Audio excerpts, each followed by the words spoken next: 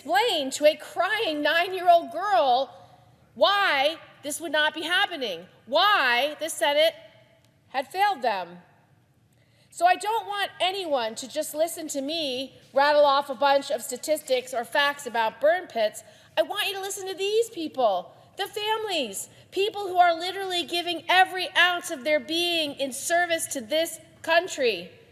People with families, people with kids, people who are willing to upend their lives at the very moment's notice to fight for the values that make us who we are. And instead, when their lungs were filled with toxins, the government turned its back on them when they needed us the most.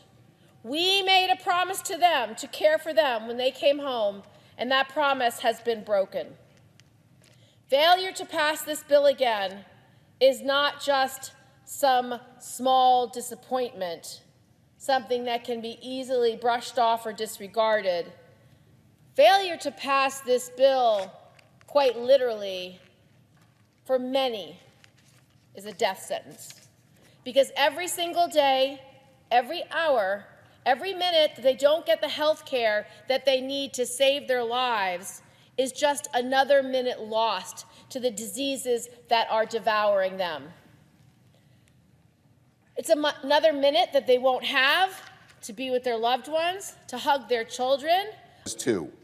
For the awareness of my colleagues, I invited the ambassadors from Finland and Sweden to join us in the gallery during our debate and votes tomorrow.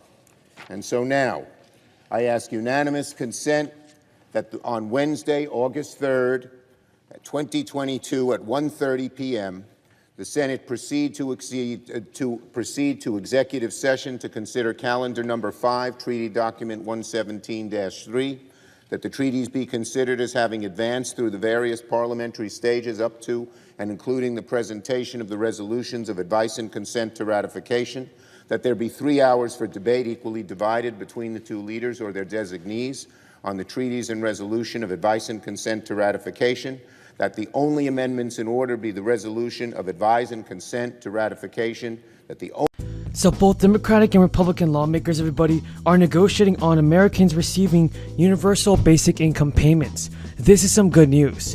It has been announced up to $18,000 may be claimed by several people that are experiencing financial difficulties. So if you qualify for this extra stimulus check, be sure to watch this entire video because you definitely don't want to miss out on it. So the past 3 round stimulus checks have been given to people, and more and more Americans are feeling the need for universal basic income. But many lawmakers in certain states and cities are getting used to this idea. Universal basic income is a set of recurring payments that individuals get from the government. These can be paid out every month, several times a year, or just once annually. Now, this is an idea that entrepreneur Andrew Yang, who recently left the Democratic Party, centered his 2020 presidential campaign around. Now, the good news is that states across the country are beginning to implement their own relief plans that include sending out state relief payments. For a while now, Alaska has been giving its citizens checks under the Alaska Permanent Fund. The fund, which has been around since 1982, was designed to provide state residents, citizens, with a portion of state oil revenues. The Sovereign Wealth Fund pays out annual dividends to eligible citizens. To qualify, you must be an Alaska resident for at least a year, and you're not eligible for this if you've been convicted. Last year's payment went out to 643,000 citizens in Alaska. That totaled around $1,200 per person. The highest payout occurred in 2008 when the payment was around $2,000. Now more money is headed into the pockets of thousands of people who live in Chicago. The Chicago City Council yesterday approved a multi-million-dollar budget, which includes hundreds of dollars for thousands of households in the Windy City. This makes it the largest basic income pilot program in the United States. To qualify, individuals must earn less than $35,000 per year. Participants will be chosen by random. That means you can apply yourself. Now, the money for this plan is provided under Biden's American Rescue Plan. The passage comes a day after LA announced its program to help thousands of families in the city. The Chicago program is meant to relieve the financial burden on families affected by the crisis. Hundreds of thousands of people in Chicago lost their jobs during the first 6 months of the crisis, and about 18% of people living in Chicago are below the federal poverty line. The mayor told people on Twitter that growing up, I knew what it felt like to live check to check. When you're in need, every bit of income helps. I definitely believe that more cities across the country should do the same thing and help out American people with more stimulus payments. If you guys agree with that, tell me in the comments down below.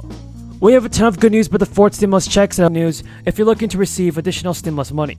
There's still time to claim a third stimulus payment worth up to $1,400 per person.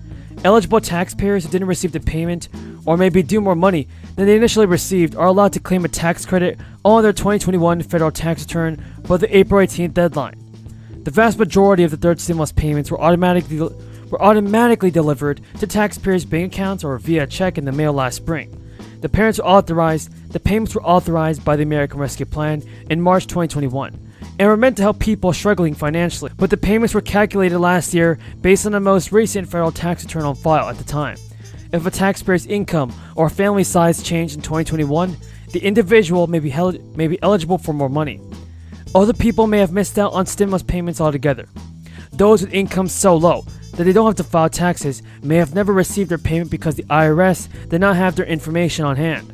Now, those who believe they are due more money must file a 2021 tax return even if they don't usually file taxes and claim what's called the Recovery Rebate Credit. In order to claim the Recovery Rebate Credit, you will need information that was sent in a letter from the IRS in the past couple of months. This is called Letter 6475. It confirms whether a taxpayer was sent a third stimulus check and the amount.